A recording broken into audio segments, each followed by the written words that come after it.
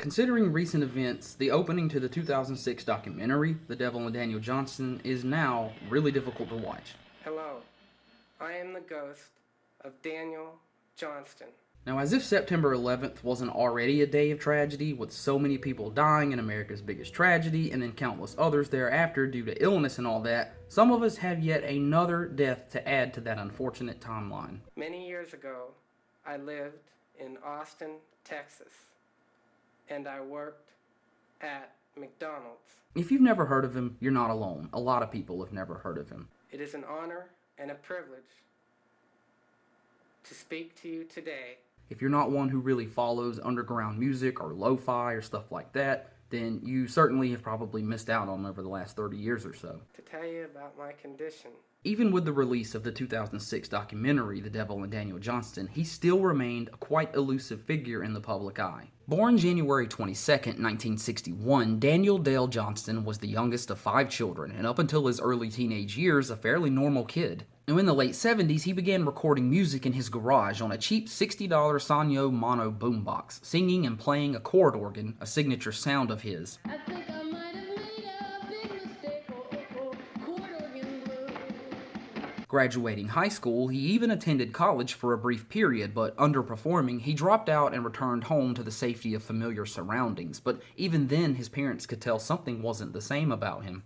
At Abilene Christian College, he wasn't getting to his classes. He was totally confused, and we thought, well, this is homesickness, you know. Eventually finding his home in Austin, Texas, he began to make a small splash in the underground scene with his cassette tape demos that he handed out like candy to anyone and everyone who would take one. Now, as word began to spread about this oddball kid with a unique sound, the press took notice, and eventually he managed to con his way onto MTV in 1985, performing live on an episode of The Cutting Edge, which garnered him even more publicity. All my belongings into a garbage bag. Now, what made Daniel so special wasn't just the music, but the man himself behind it all. Same to the local doctor to see if he was complaining about pains in his arms, which are symptoms of manic depression. Diagnosed as both schizophrenic and bipolar, he was not always easy to get along with. I mean, I don't know what's going on here. It's like, it's not even real. I can't believe it. Like, in my hands now, I can feel it in my fingers, and I can feel it in my toes now, and my feet. Understanding him was probably even harder, but through music, he had a perspective on life, love, and the world that was hardly matched by others, and it came across with such childlike innocence. I'm so alone, but this is my home. Recording well over 20 albums in his career, they all shared similar themes of sadness, lost love, and strangely enough, hope.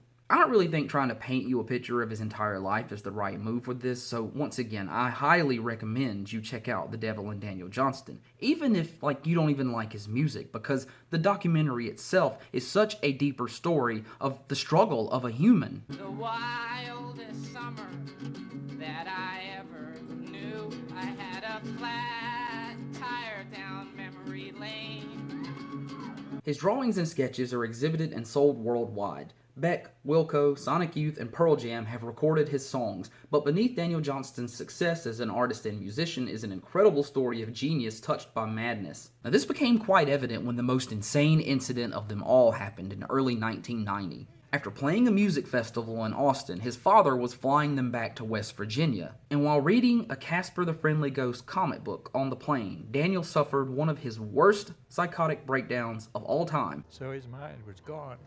Eventually, he took the key out, turned the engine off, threw the key out the window. Now, his father, who luckily was a former U.S. Air Force pilot, was able to safely crash land the plane in a bed of trees, and they both escaped with minor injuries. We got out safe, but the plane was a total loss. The thing is, Daniel didn't even realize that he did anything wrong. There's Dan. He's had a good time because he thought that was great. He's coming down in a spin. He thought it was fun. We put him in the hospital and left him there for 5 months. Now, as time goes on, he ends up in the public eye more than ever, and still inside the mental institution, a bidding war ensued over him as various record labels all wanted a piece of him. At one point, he was even offered a multi-record deal with Elektra Records, where they understood kind of what he was about, and they even told him, you don't even really have to tour, just multi-record deal, we'll take care of everything. but he refused to sign with them because Metallica was on their record label, and he genuinely thought that they were satanic, or if not satanic, Satan himself, and that they meant him harm. That's how far gone he was. Now, it's around here that things got really dark for him as he began to go religious crazy as well. I do believe that I lost my soul to the devil, and I wouldn't be pursuing my music career if I didn't believe that. Oftentimes, he would just rant about the devil and just make life for those around him uncomfortable. I'm on a mission from God, and I have 2 more weeks to spend in this town. Now, over time, under the care of his loving parents, he managed to get the upper hand on many of his mental problems, enough so that he was able to tour again and even release new albums, none of which ever really reached the same cult status as his first few, but he remained nonetheless a very important figure in the underground music and lo-fi movement. With news of his death, hopefully he'll mean even more to people out there discovering him for the first time. Now, I was lucky enough to see him perform live around 2005 or 2006 or something like that at the Orange Peel in North Carolina, and I don't think I could possibly describe to you how meaningful that night is to me.